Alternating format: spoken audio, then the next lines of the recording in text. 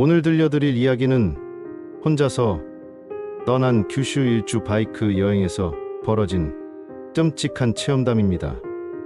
2008년 여름, 한 남자가 3박 4일 일정으로 규슈 일주 투어링을 떠났습니다.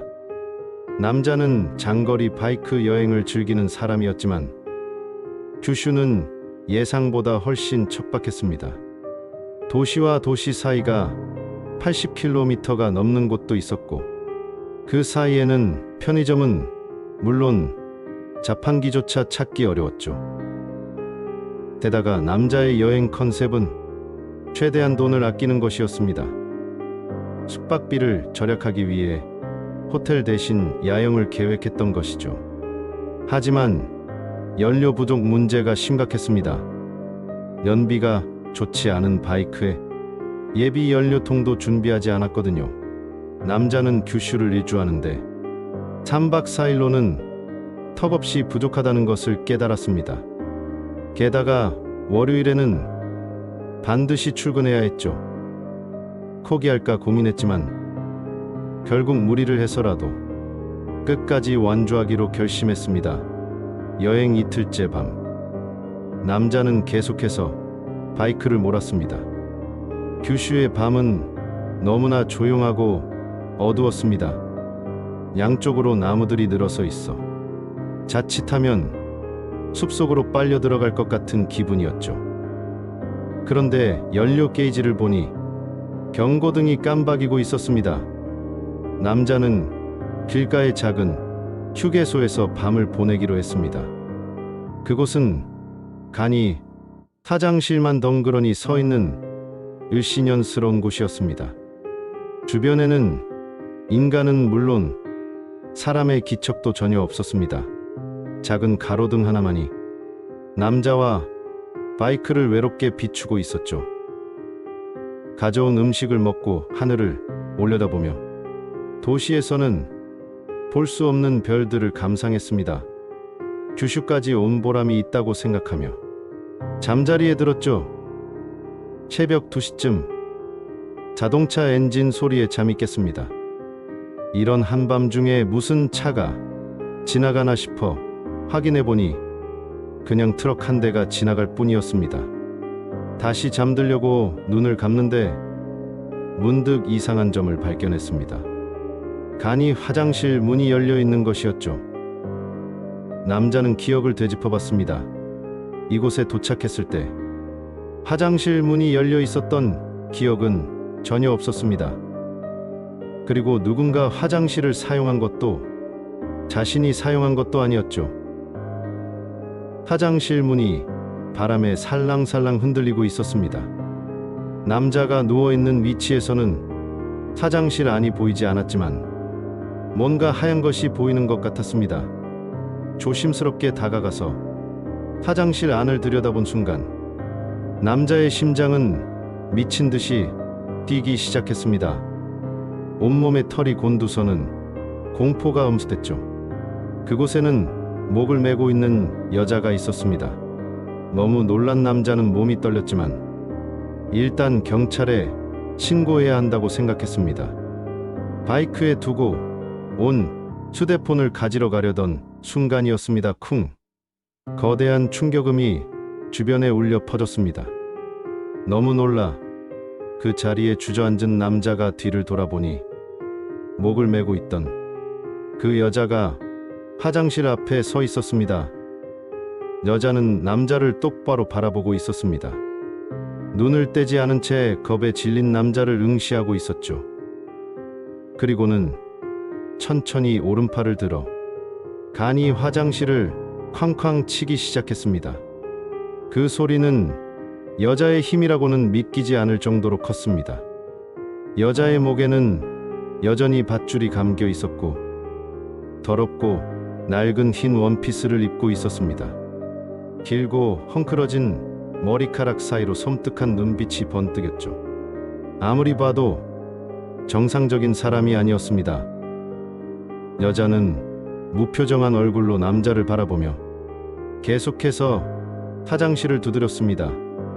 분명 목을 메고 있었는데 어떻게 살아있는 건지 남자의 머릿속은 혼란으로 가득했습니다. 여자가 화장실을 치는 속도가 점점 빨라지더니 마침내 작은 목소리로 중얼거리기 시작했습니다. 찾았다. 찾았다. 찾았다. 찾았다.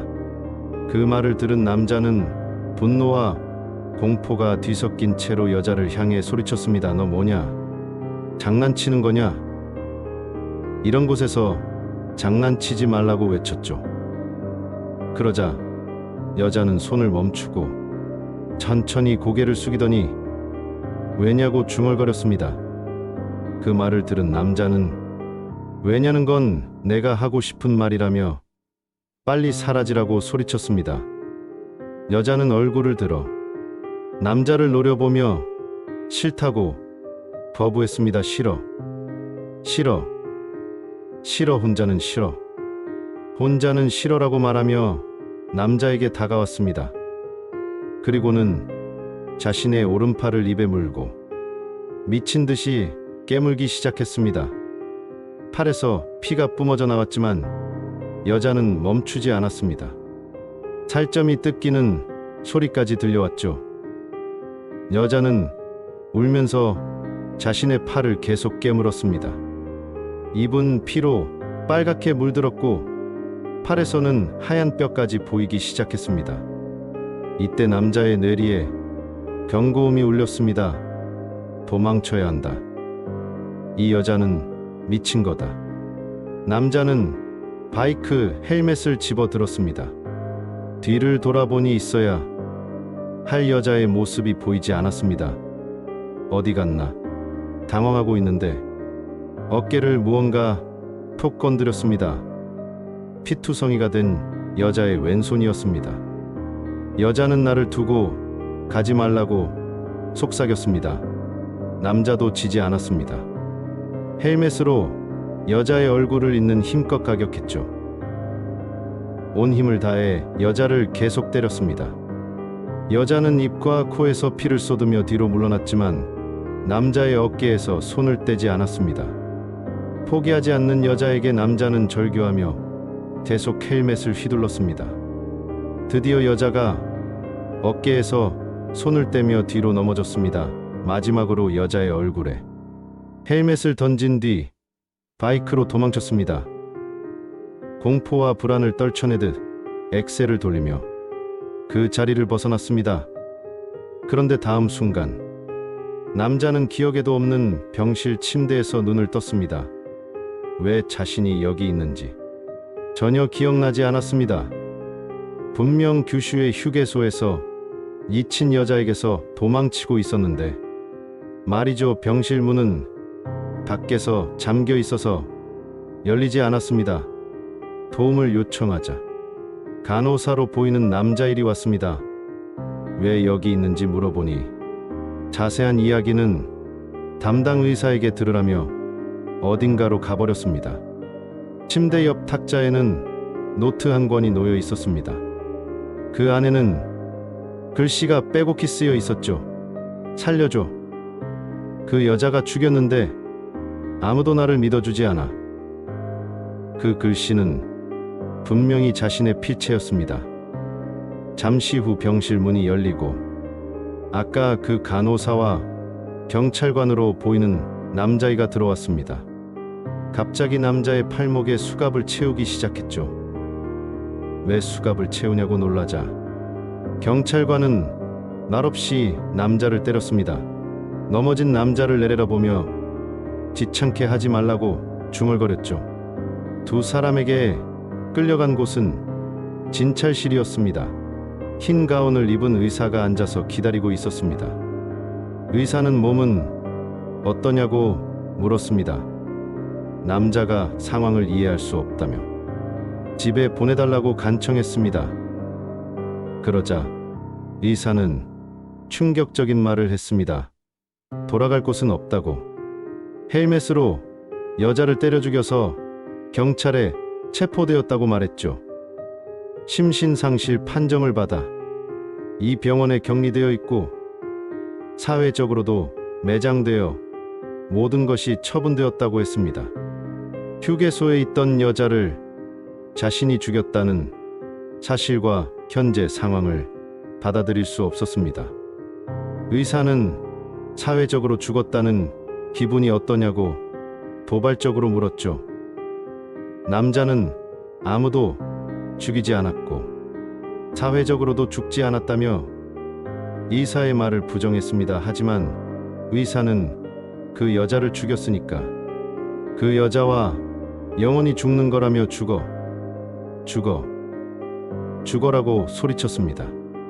그때 현실과 동떨어진 공간에서 목에 뭔가 따뜻한 것이 감기는 걸 느꼈습니다. 자세히 보니 그것은 피로 범벅된 여자의 왼팔이었습니다. 형언할 수 없는 전율과 공포가 엄습했습니다. 찾았다는 목소리와 함께 그 미친 여자가 눈앞에 나타났죠. 극도의 공포로 절규하는 남자를 향해 의사는 어깨를 붙잡고 말했습니다. 너는 미사키를 죽였어. 너는 영원히 미사키와 함께 죽어줘. 이제 내 차례야. 이 아이는 어둠 속에서 죽었어. 이 아이의 고독을 내가 함께 나눠줘. 남자가 싫다며 잊힌 듯 발버둥 치는 순간 눈앞이 초록빛으로 물들었습니다. 정신을 차려보니 도로변 수풀 속에 쓰러져 있었습니다. 몸에 상처는 하나도 없었고 바이크도 멀쩡했습니다. 주변을 둘러보니 그 휴게소가 보였지만 있어야 할 간이 화장실은 없었습니다. 시간을 보니 아침 8시였죠. 꿈이었나 한각이었나 생각하며 가슴을 쓸어내렸습니다. 그 후 무사히 규슈 일주를 마치고 집으로 돌아왔습니다. 악몽이 끝났다고 생각했지만 그 후로도 계속해서 그 여자에게 쫓기게 되었습니다. 하지만 현재 그 여자는 더 이상 존재하지 않습니다. 어떤 영능력자의 도움으로 그 여자를 퇴치할 수 있었거든요. 그 사람이 없었다면 잊혀 죽었을지도 모릅니다. 그리고 6일 후 남자는 다시 이야기를 이어갔습니다. 규슈 투어링에서 3개월이 지나 계절은 겨울이 다가오는 가을이 되었습니다. 이 3개월 동안 남자의 인생은 크게 변했죠. 우선 규슈 투어링을 함께했던 바이크는 이미 없었습니다. 트럭과의 정면 충돌로 대파되고 말았거든요. 그때 남자는 왼쪽 다리, 오른팔, 오른쪽 갈비뼈 외에도 4군데가 부러지는 중상을 입었습니다. 전치 5개월 진단을 받고 그동안 직장에 나갈 수 없어 해고 통보를 받았습니다. 바이크도 직장도 잃고 남은 건 다닥나 보이는 적금과 성한대가 없는 몸뿐이었죠. 다행히 후유증 없이 회복 가능하다는 예측이 있었지만 의사도 이상하게 여길 정도로 왼팔만은 회복이 느렸습니다. 남자 자신도 이상해서 어쩔 수 없다고 말했죠. 그뿐만 아니라 왜 그런 사고가 났는지 기억조차 없었습니다. 의사는 일시적인 기억장애라고 했습니다. 사회에서 완전히 일탈하게 된 남자에게 돌아갈 곳은 없었습니다. 이대로 사회 부적응자로 썩어버리는 건가? 살아갈 자신을 잃어버렸죠. 일주일 전 병원에 가기 위해 이용하던 역에서 인파에 밀려 넘어진 남자는 아무도 도와주지 않아 혼자 역전 벤치에 앉아 쉬고 있었습니다. 그때 한 젊은 남자 3이 형 위험해 보이네라며 말을 걸어왔습니다. 남자가 무시하자 수상한 사람이 아니라며 도움이 필요한 것 아니냐고 물었죠. 남자는 도움 같은 건 필요 없다며 몸만 나으면 자력으로 살아갈 수 있다고 대답했습니다. 하지만 젊은 남자 3은 그 몸은 이제 낫지 않는다며 낫는다 해도 똑같은 일이 반복될 뿐이라고 했습니다. 그리고 일주일 후에 다시 여기 오면 우리가 형의 힘이 되어줄게라는 말을 남기고 사라졌습니다. 그날 밤 자신의 아파트 침대에서 천장을 바라보던 남자는 천장에 구멍이 뚫려 있는 것을 발견했습니다. 사람 하나가 지나갈 만한 큰 구멍이었죠. 갑자기 나타난 구멍에 놀라 일어나려 했지만 마치 금박술에 걸린 것처럼 움직일 수가 없었습니다. 그때 귀에서 무언가 기어다니는 소리가 들렸습니다. 그 소리는 천장 구멍 속에서 들려왔고 끔찍한 기척이 구멍 속에서 넘쳐 흘러나왔습니다. 온몸에 경고 신호가 흐르기 시작하는 걸 느끼며 필사적으로 눈을 감았습니다. 이건 꿈이다. 일어나라고 속으로 되뇌었죠. 눈을 뜬 다음 순간 천장 구멍 속에는 규슈에서 봤던 그 미친 여자가 있었습니다.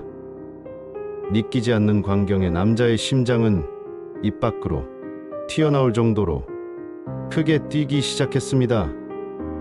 여자는 아무 말 없이 이쪽을 바라보고 있었습니다. 껌을 씹는 것 같은 신용을 보인 뒤 입에서 천천히 피가 흘러나오기 시작했죠. 그 피가 아래에 있는 남자의 얼굴로 떨어졌습니다. 남자는 공포에 질려 부들부들 떨면서도 살려달라며 누가 좀 도와달라며 미친 듯이 소리를 질렀습니다. 하지만 남자의 목소리는 누구에게도 닿지 않았죠. 그러는 동안 여자는 구멍에서 몸을 내밀더니 그대로 늘어지던 목을 맸습니다. 무표정으로 남자를 내려다보고 있었죠. 여자가 입고 있는 원피스까지도 피로 빨갛게 물들어 있었습니다. 갑자기 여자 목에 감긴 밧줄이 끊어지더니 여자가 남자 위로 떨어졌습니다. 여자는 기며 남자 곁으로 얼굴을 들이밀며 이제 너는 내 거라고 속삭였습니다. 그리고는 남자의 몸을 만지기 시작했습니다. 남자는 용서해달라고 간청할 수밖에 없었죠. 하지만 여자는 남자의 얼굴로 다가와 억지로 입에 밀어넣는 것처럼 키스를 했습니다. 공포가 최고조에 달한 남자가 절규하자 여자는 어딘가로 사라졌습니다. 다음날 아침 남자는 자신이 토한 것을 뒤집어 쓴 채로 눈을 떴습니다. 거울을 보니 여자의 피도 묻어 있지 않았고 천장에 구멍도 뚫려 있지 않았습니다. 더 이상 그 환경에서 혼자 있는 걸 참을 수 없어 짐을 싸서 아파트를 뛰쳐나왔습니다. 누구라도 좋으니까 사람들이 있는 곳으로 가고 싶었죠. 낮에는 전철역 근처에서 쉬고 밤에는 패밀리 레스토랑에서 보내는 생활을 일주일간 계속했습니다. 그런 생활이 지속되니 심신의 한계가 찾아왔습니다. 일주일 전에 앉아있던 역전 벤치에 앉아 그때 말을 걸었던 젊은 남자 3을 기다리고 있었습니다. 정말로 일주일 전 만났던 젊은 남자 3이 나타나 형 한계가 왔네라며 말을 걸어왔습니다. 남자는 정말 구해줄 수 있느냐며 매달리는 기분으로 도움을 요청했죠. 젊은 남자 3은 그럼 따라오라며 주차해 놓은 차에 남자를 태우고 어딘가로 데려갔습니다. 한동안 차를 달려 도착한 곳은 탐정사무실이었습니다. 탐정사무실 안에는 아무도 없었고 젊은 남자 3은 사장실이라고 쓰인 문 앞으로 갔습니다. 문을 열자 커리어 우먼 같은 모습의 여사장이 나와 주었습니다. 여사장은 남자의 얼굴을 보자마자 혀를 찼습니다. 또 한심한 놈을 데려왔냐며 탐탁지 않게 생각하는 모습이었죠. 게다가 우리가 자선사업으로 장사하는 줄 아냐며 젊은 남자 3을 야단쳤습니다. 하지만 젊은 남자 3도 이대로라면 이 사람 죽는다고 했죠. 사장과 젊은 남자 3의 언쟁이 점점 심해졌습니다. 그걸 본 남자는 다른 사람에게 폐를 끼치면서까지 도움을 요청할 생각은 없다며 사무실을 나가려 했습니다. 그러자 여사장이 남자를 멈춰 세우고 그냥 가면 죽는다고 단언했습니다. 다른 사람에게 폐를 끼치고 싶지 않다는 건 좋은 마음가짐이지만 그렇다면 사람을 도와주려는 마음은 없느냐며 남자를 추궁했습니다. 여사장은 남자와 첫 대면임에도 불구하고 목을 맨 더러운 원피스를 입은 여자에게 쫓기고 있다는 걸 알아맞혔습니다. 이 탐정 사무실은 영능력 관련 일도 의뢰받는 것 같았죠. 남자는 이상함을 느끼면서도 그 여사장을 믿고 그 미친 여자를 퇴치하는 방법을 알려달라고 간청했습니다. 사장은 통상적으로 퇴치에는 최소 200만 원은 든다고 설명했습니다. 하지만 남자가 그런 돈을 준비할 수 없다는 걸 알고 어떤 제안을 해왔죠. 남자를 데려온 젊은 남자 3에게 현장 실습을 겸해 퇴치를 하게 해준다면 돈은 필요 없고 사례금도 지불하겠다는 것이었습니다. 다만 신변 보장은 절대 없다고 했죠. 젊은 남자 3은 낙담하며 퇴치를 주저했지만 여사장은 혼내면서 우선 클라이언트가 된 남자와 상담하고 퇴치 방법을 토론한 후 계획서 작성을 지시했습니다. 사무실을 나온 둘은 젊은 남자 3의 단골 가게로 보이는 찻집으로 들어갔습니다. 커피를 주문하고 바로 상담이 시작됐죠.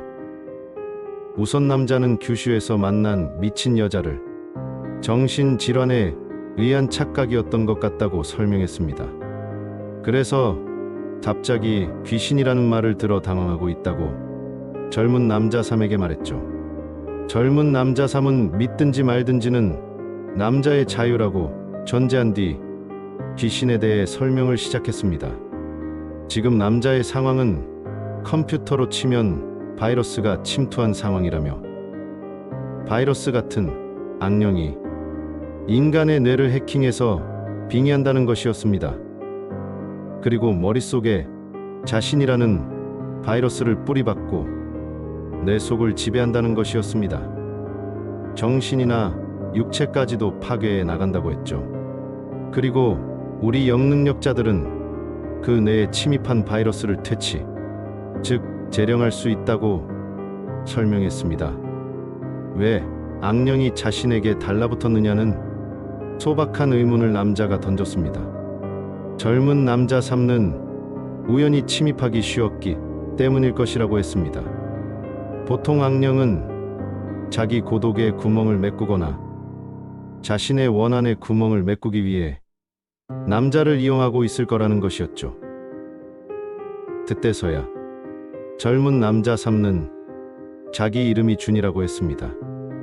남자는 옛날 집에서 키우던 강아지와 같은 이름이라 준에게 살짝 친근감을 느꼈습니다. 준은 계속해서 남자에게 붙은 악령에 대해 이야기를 시작했습니다. 우선 이 여자 귀신은 예전에 의사, 경찰관, 간호사 셋을 죽였다는 것이었습니다. 규슈 여행에서 봤던 병원에서의 광경과 인물들은 한각이었다고 해도 그 3명은 실제 존재하는 사람이었고 이미 죽었다고 했죠. 여자는 죽은 이 3명을 이용했고 다음으로 남자를 죽이려고 했다는 것입니다. 만약 콜린 채 그냥 놔뒀다면 남자는 사고사, 병사, 자살이라는 사인 중 하나로 단정 지을 수는 없어도 죽는다는 건 틀림없는 사실이라고 했습니다. 그리고 의사가 입에 담았던 미사키라는 이름이 필경, 그 여자의 이름으로 이사키는 남자의 뇌 아주 깊은 부분까지 침식하고 있다는 것이었습니다.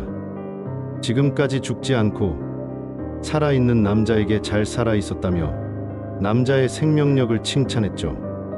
그날 밤 남자와 준은 어느 호텔의 한 객실에 있었습니다.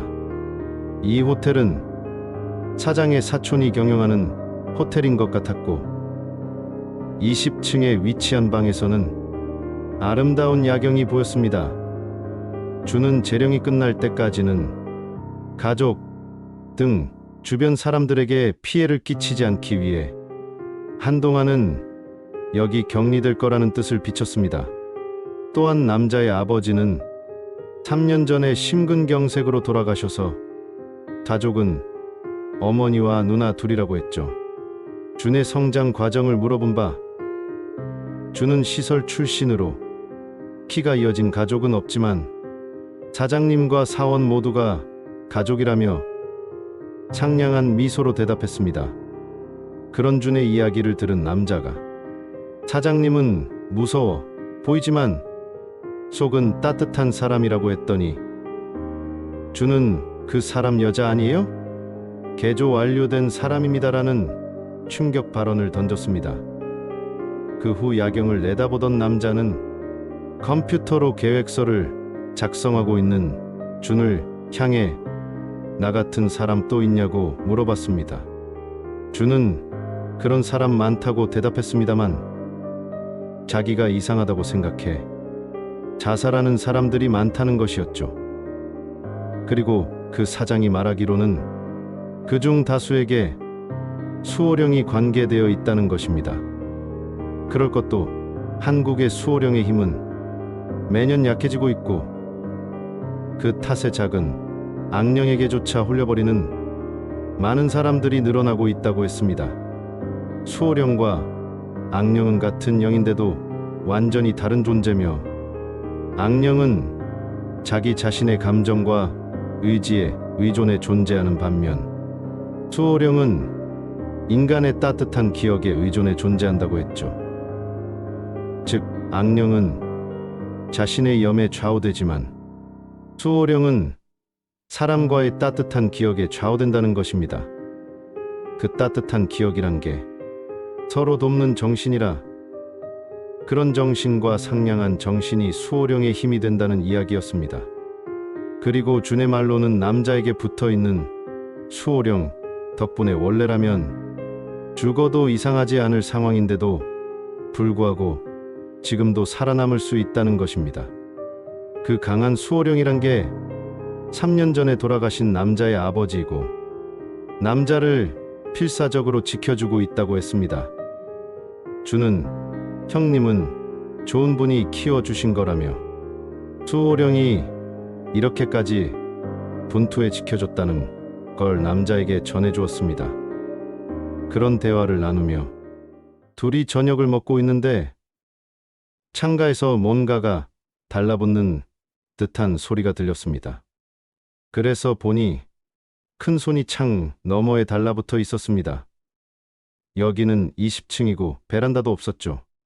당황한 남자를 말리던 준도 내가 있으니까 괜찮다며 겨우 남자를 진정시키는데 필사적이었습니다. 하지만 그동안에도 그 손은 천천히 기어다니는 것처럼 움직이고 있었고 그 손 주인의 얼굴을 본 순간 둘은 말을 잃었습니다. 왜냐하면 그 손 주인은 남자 자신이었기 때문입니다.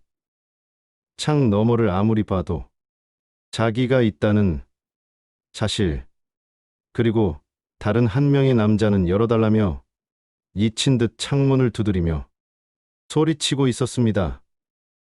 그걸 본 준은 창밖에 있는 건 남자의 도플갱어라며 아주 당황한 모습으로 사장에게 전화를 걸어 도움을 요청했습니다.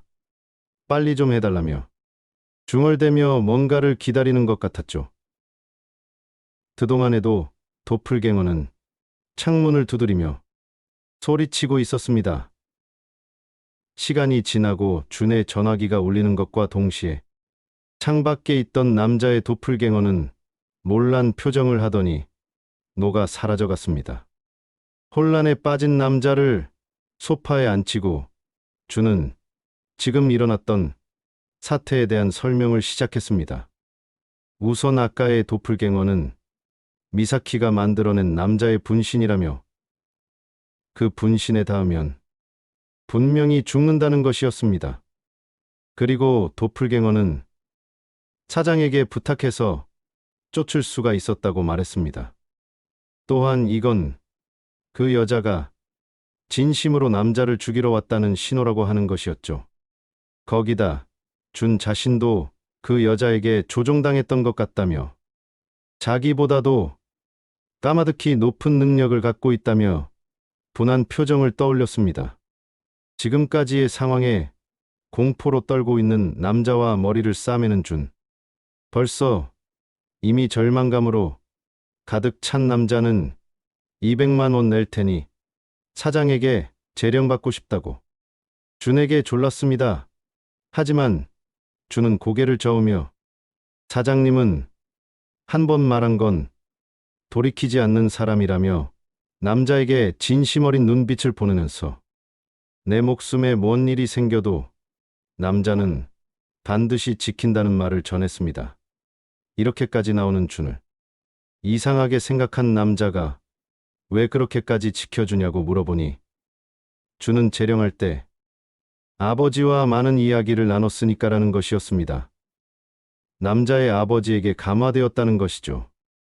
그리고 수호령인 아버지의 남자를 지켜주고 싶다는 마음에 응하고 싶다고 생각했다고 했습니다. 여기까지 이야기를 들은 남자는 준을 믿기로 마음속에 결정했죠. 그 후로도 잠들 수 없었고 심야가 되어 남자는 지금도 여자와 싸우고 있다는 아버지 안부가 신경 쓰여 준에게 물어보기로 했습니다. 그러자 준은 그 여자는 남자뿐만 아니고 남자의 가족에게까지 침입하려 하고 있다고 했습니다. 때문에 수호령인 아버지는 가족의 수호에 전념하고 있다는 것이었죠. 그래서 준이 대신에 남자를 지키고 있다는 말이었습니다. 그런 말을 나누고 있는데 거기로 여사장이 왔습니다.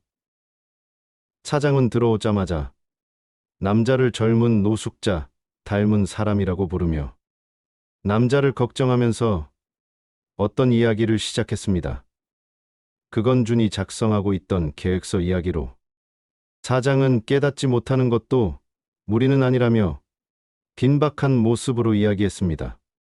그 여자 귀신은 중심이긴 하지만 본체는 아니라는 것이었습니다. 흑막은 더 깊은 곳에 있다. 아마도 그놈은 인간일 것이라고 추측했죠.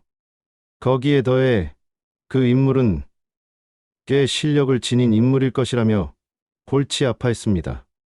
그러면서도 남자다운 여사장은 흑막은 자신에게 맡기라고 했습니다. 그리고 준에게는 여자와 경찰, 그리고 의사와 간호사라는 미사키에게 죽임당한 셋을 재령하라는 명령을 내렸습니다. 그 여사장은 떠날 때 이 일이 끝나고 나면 아버지에게 성묘하도록 남자에게 전하고 방에서 나갔습니다. 그리고 남자는 소파에 걸터앉자 어느새인지 잠이 들었습니다. 그러다 때 닫고 보니 어딘가의 빌딩 옥상에 있던 것 같았습니다. 큰 소리로 준을 부렸지만 대답은 없었습니다. 그때 머리를 누군가에게 얻어맞고 땅에 쓰러져 버린 남자 보니 모르는 남자사가 남자를 내려다보며 발버둥 치지 말라고, 왜 얌전히 죽지 않느냐고 바싹 움츠러들 정도의 무서운 표정으로 남자를 보고 있었습니다. 게다가 그 남자사의 뒤로는 그 미친 여자와 의사, 경찰관, 간호사도 보였습니다. 여기서 남자는 아까 사장이 말했던 흑막은 깊은 곳에 있다는 말을 떠올리고 직감적으로 이 남자사가 그 흑막이란 걸 깨달았습니다. 이 남자가 자신을 이런 비참한 일에 말려들게 했나 생각하자 분노가 치밀어 올라 이 자식 절대 용서 못한다고 소리쳤습니다. 그러자 그 말을 들은 남자사의 얼굴이 어두워지더니 용서하고 말고가 아니라 내가 너를 죽이느냐 아니냐지라고 했습니다. 게다가 끈질기게 살아있는 남자가 너무 싫었는지 진짜 죽이고 싶다고. 남자사가 중얼거린 그때 남자의 뒤에서 그 도플갱어가 나타났습니다. 남자는 닿으면 죽는다고 준이 말했던 걸 생각해내고는 온 힘을 다해 도망치기 시작했습니다. 남자는 계속합니다. 도플갱어에게서 필사적으로 도망쳤지만 거기는 좁은 빌딩 옥상이었습니다. 뒤에서는 도플갱어가 다가오고 게다가 남자사도 바싹 남자에게 다가오고 있었죠. 결국 도망칠 곳을 잃은 남자는 이건 꿈이라고 자기에게 말하며 빌딩 옥상에서 뛰어내렸습니다. 하지만 꿈일 텐데 빌딩에서 뛰어내린 남자에게 엄청난 통증이 찾아왔고 그 격통에 움직일 수도 없게 되었지만 일식은 사라지지 않았습니다. 그러자 남자의 시야 앞에서 도플갱어가 나타났습니다. 오지 말라고 중얼거려 봐도 다른 하나의 남자는 찾았다고 중얼거리면서 부상당한 남자의 등에 닿았습니다. 그리고 녹아들 듯 남자의 몸속으로 들어갔습니다. 완전히 도플갱어와 동화한 남자를 기다리고 있던 건 어둠이었습니다.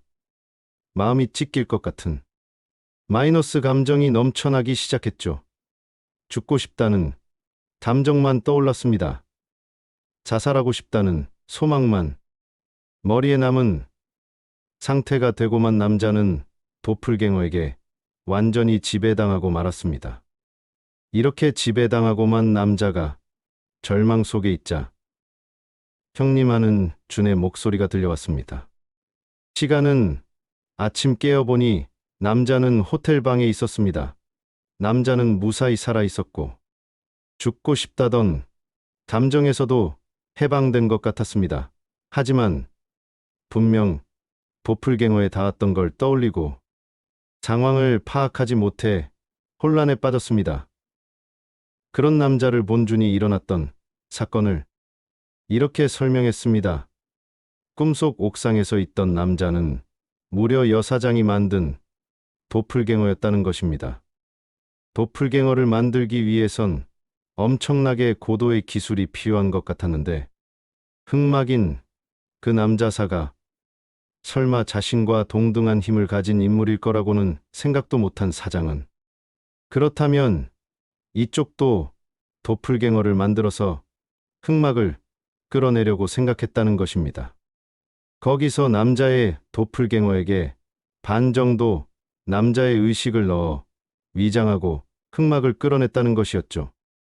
또한 사장이 만든 도플갱어가 있었기 때문에 이런 죽는 일도 없이 작전은 훌륭하게 성공했습니다. 이렇게 남자가 옥상에서 고군분투하는 동안 여사장과 준은 흑막의 남자사의 움직임을 보고 있던 것 같았습니다. 드디어 사장이 남자사의 정체에 오를 수 있었다고 설명했죠. 그리고 그날 낮 준은 남자에게 흑막은 규슈에 있다며 그 흑막을 잡기 위해 여사장은 오늘 아침 규슈를 향했다고 스파게티를 휘저으며 남자에게 말했습니다. 그리고 다음으로 카레를 다 먹은 준은 고기덮밥에 손을 개기 시작했습니다. 너무 많이 먹는 거 아니냐고 남자가 걱정하자 저녁에는 사장이 흑막을 잡아올 텐데 그때부터가 클라이맥스라며 미소 지으면서 체력 비축을 위해 식성을 과시했습니다. 그렇게 저녁이 되면 결국 그 여자와의 전쟁에 종지부를 찍는다고 생각한 남자와 준은 무슨 일이 있어도 그런 놈들에게는 질 수 없다며 일기투합했습니다. 그리고 시계를 확인한 준은 다음에 내 전화가 울릴 때가 신호라며 나는 형님 안으로 침입하겠다고 했습니다. 여자는 엄청나게 난리를 칠 거지만 내가 형님 있는 곳에 닿을 때까지는 버텨달라는 지시를 했죠. 지금부터 실행할 작전은 준이 남자의 뇌 속으로 침입한다는 것이었습니다. 그 후 준의 휴대폰 착신음이 방 안에 울려 퍼졌습니다. 그리고 남자가 깨달았을 때는 낡은 서양풍 건물 안에 있었고 의자에 묶여 있는 상태였습니다. 눈앞으로는 내려가는 계단이 보이고 뒤에서 사람의 기척이 났습니다. 그 뒤에 있는 기척의 정체가 그 미친 여자라는 걸 짐작한 남자 당연히도 그 미친 여자는 남자의 목에 팔을 감더니 강하게 남자를 껴안으며 같이 있고 싶다고 속삭였습니다. 하지만 남자는 타일렀습니다. 그건 안 된다고. 너는 죽었지만 나는 살아있다고. 그 차이가 메꿔질 일은 절대 없다고. 나는 살고 싶다고 여자에게 말했습니다. 그런 남자의 말을 들은 여자는 껴안은 채 조용히 눈물을 흘렸고 그 모습에서 이전 같은 섬뜩함은 느껴지지 않았습니다. 그 후로 둘이 말을 나누는 일은 없었고 방에는 정적이 흘렀습니다. 이윽고 데리러 왔다며 준이 나타났고 미친 여자를 노려보자 여자는 잠깐 남자에서 떨어지더니 조용히 계단을 내려갔습니다. 그렇게 계단을 내려가 아래에서 멈춘 여자는 천천히 남자 쪽을 돌아봤습니다. 그렇지만 그 얼굴에서는 이전 같은 무서움이 아닌 소녀 같은 깔끔한 얼굴이었다고 하지만 그 안에는 애절한 표정도 묻어나왔다고 합니다. 그리고 여자는 서양풍 건물 저편 너머로 사라졌습니다. 여자가 사라지자 주는 저 여자도 나머지 셋도 없어졌다며 그 여자도 형님 안에서 완전히 사라졌다고 우리의 승리라며 이 전쟁에서의 승리를 선언했습니다. 그렇지만 남자의 마음은 이 승리를 곧바로 기뻐할 수는 없었습니다. 그런 남자를 신경 쓰지 않고 주는 묶인 걸 풀고 남자는 의자에서 일어났습니다. 그리고 현관 앞으로는 눈부신 빛이 쏟아져 들어왔고 마치 희망의 빛으로 나아가던 남자들은 현관을 향해 갔습니다. 그러자 거기에 본 적이 있는 인물이 서 있는 걸 깨달았습니다. 남자는 바로 아버지라고 불렀습니다. 남자의 아버지는 상냥한 미소를 지으며 조용히 끄덕였습니다. 그걸 본 남자의 눈에서 눈물이 넘쳐 흘렀고 남자는 아버지 앞에서 어린애처럼 울고 말았습니다. 그 후 형님 하고 부르는 준의 목소리로 눈이 떠진 남자 호텔 방으로 돌아온 것 같았습니다. 준 고맙다며 준에게 감사를 전했더니 천만에라며 사장님과 아버지께서도 힘쓰셨다고 물론 형님도라며 친절하게 말해주었습니다. 계속해서 남자는 그 사라진 여자를 준에게 물어봤지만 준은 신경 쓰지 말라며 전부 끝났으니까라면서 그 이상의 이야기를 해줄 생각은 없는 모습이었습니다. 그 후로 남자는 안도감 때문인지 고열로 입원하고 말았지만 지적적으로 회복하고 이전처럼 건강한 몸을 되찾았습니다. 퇴원 후 남자는 다시 감사하려고 여사장에게 갔더니 감사의 말보다 감사의 돈을 내놓으라고 협박하면서도 꼭 아버지 성묘 가라는 상냥한 말을 해주는 츤데레 사장이었습니다. 이렇게 남자는 사장 말대로 가족과 함께 자신을 지켜주었던 아버지 성묘를 갔습니다. 그리고 묘소에 도착한 남자는 성심껏 아버지 묘소를 닦고 가족을 구해줘서 고맙다며 지켜줘서 고맙다는 감사의 말을 하고 아버지에게 합장했습니다. 다음으로는 어머니와 누나와 식당에서 가족끼리 즐거운 시간을 보낸 남자는 식사 후 화장실에 가려고 자리에서 일어서 입구를 열고 화장실로 들어갔습니다. 하지만 들어간 곳은 화장실이 아닌 빌딩 옥상이었습니다. 놀라서 주위를 돌아보는데 그 흑막의 남자사가 난간에 기대어 담배를 피우고 있었습니다. 남자는 자기도 모르게 나한테 오지 말라고 소리쳤지만 남자사는 가볍게 웃으면서 아무런 위협을 가할 생각은 없다며 남자 눈앞에 서서 사건의 전말을 알고 싶지 않냐는 의외의 말을 던졌습니다. 그리고 남자의 놀란 표정을 본 남자사는 걱정하지 말라며 그 남성 사장의 힘을 받아들였다고 하면서 남자의 가슴을 주먹으로 쳤습니다. 아플 텐데. 그 주먹은 아무런 반응도 없이 남자의 몸을 통과해버렸습니다. 아무래도 흑막의 남자사는 여사장에 의해 그 힘이 무력화된 것 같았죠. 그리고 어째서 자신과 여동생이 남자를 노려 죽이려고 했는지를 이야기하기 시작했습니다. 우선 흑막의 여동생인 미친 여자는 미사키라는 이름으로 처음으로 남자를 만났던 게 남자가 규슈 여행에서 사가현 지역에 왔을 때라고 했습니다. 그때 여동생인 미사키는 남자 속에서 가족의 따뜻한 유대 관계를 느끼고 다가왔다는 것 같았습니다. 그 따뜻함이 부러워진 미사키는 남자를 점 찍었다고 하네요. 실은 흑막의 남자사와 미사키의 가정 환경은 최악이었습니다. 미사키는 정신과 의사였던 아버지에게서 성적인 폭력을 당하고 있었고 오빠인 자신은 봐도 못 본 척하고 있었다고 했습니다. 또한 둘의 어머니는 아주 오래전에 죽었기 때문에 미사키의 유일한 편은 오빠뿐이었습니다. 하지만 그런 오빠에게도 버림받고 만 미사키는 경찰에게 가서 도움을 청했습니다. 그렇게 도움을 청했는데도 경찰은 상대를 두둔하는커녕 경찰도 엘리트였던 아버지와 한패였습니다.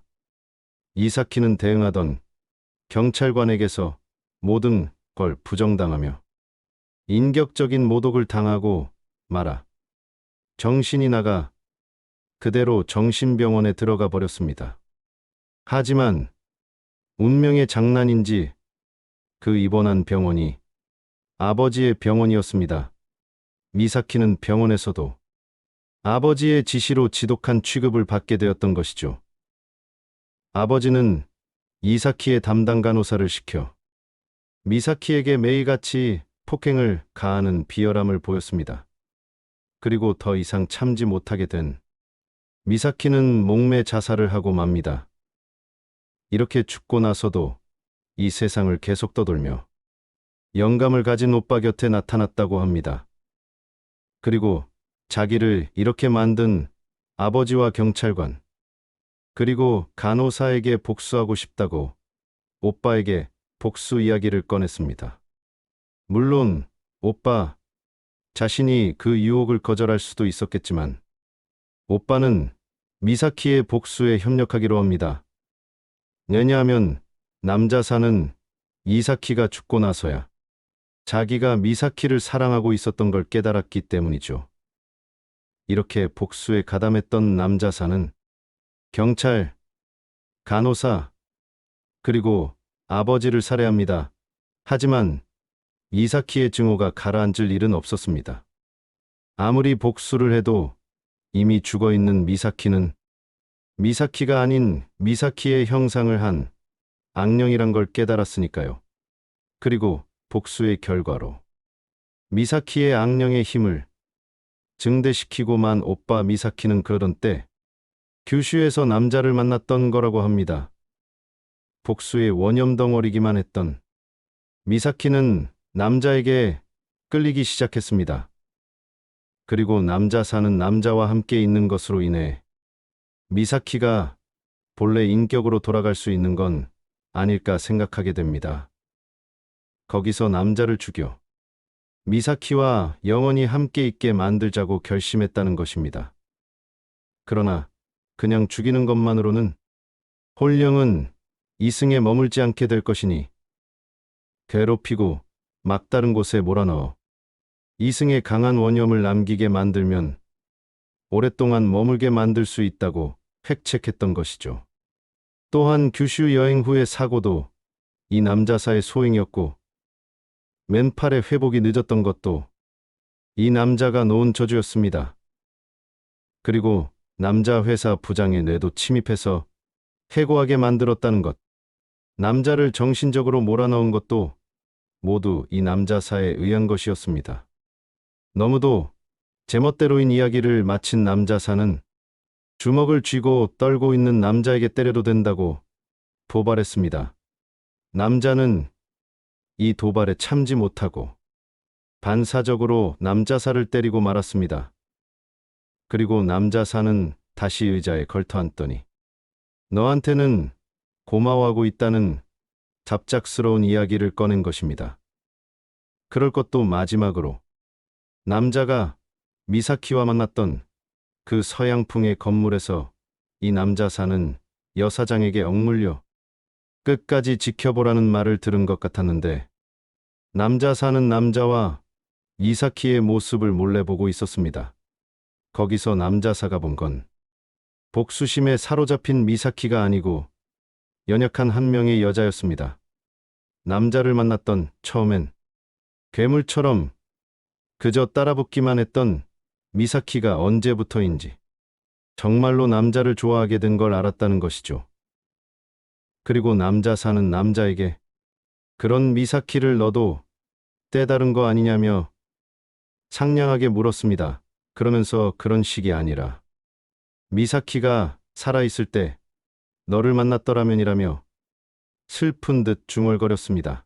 깨닫고 보니 남자는 눈물을 흘리고 있었습니다. 그 여자는 적이기도 하고 그렇게까지 자신을 괴롭혔는데도 불구하고 미사키를 생각하니 눈물이 멈추지 않았습니다. 그런 남자를 보고 남자사는 말했습니다. 나도 미사키도 천국에는 가지 못한다고. 나도 미사키도 지옥에 떨어질 거라고. 그래도 만약 내가 그 녀석을 다시 만난다면 그때는 이라는 말을 남기고 어딘가로 가려고 남자에게 등을 돌렸습니다. 이렇게 사건의 전말을 알게 된 남자는 눈물을 흘릴 수밖에 없었습니다. 그리고 그럼 하더니 남자사는 남자에게서 떠나갔습니다. 거기서 남자는 서둘러 남자사에게 이제부터 너는 어떻게 할 작정이냐고 물었습니다. 나는 이제 능력을 봉인한다. 이제 너와는 만날 일이 없어. 내가 갈 곳은 너 동생과 아버지와 같은 곳이야라고 말한 남자사는 남자의 눈앞에서 자취를 감췄습니다. 그 후 깨닫고 보니 남자는 식당 화장실로 돌아와 있었고 그 남자사가 마지막으로 했던 말을 떠올리고 있었습니다.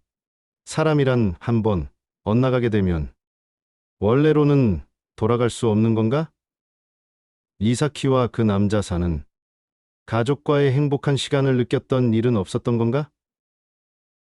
등등 여러 생각이 남자의 머릿속에서 떠나지 않았습니다. 그렇게 화장실을 나온 남자는 가족이 기다리는 테이블로 돌아갔고 준에게서 전화가 왔던 걸 알아차렸습니다. 준왈 사장이 지금 바로 사무실로 오라고 하는 것 같았습니다. 남자가 서둘러 탐정 사무실로 갔더니 여사장이 어떤 서류를 내밀어 왔습니다. 거기에는 채용 통지서라고 쓰여 있었고 무직이었던 남자를 걱정하던 사장이 이 탐정 사무실에 고용해준다는 것이었죠. 갑작스러운 일에 망설이는 남자에게 사장은 씩 웃더니 사실은 그 남자가 부탁한 거라고 말했습니다. 그 남자라는 건 흑막의 남자사이기도 하고 미사키의 오빠이기도 한 인물로 사무실 계좌에다 1,000,000원의 거금을 입금하고 이것으로 남자를 고용해달라며 부탁한 것 같았습니다.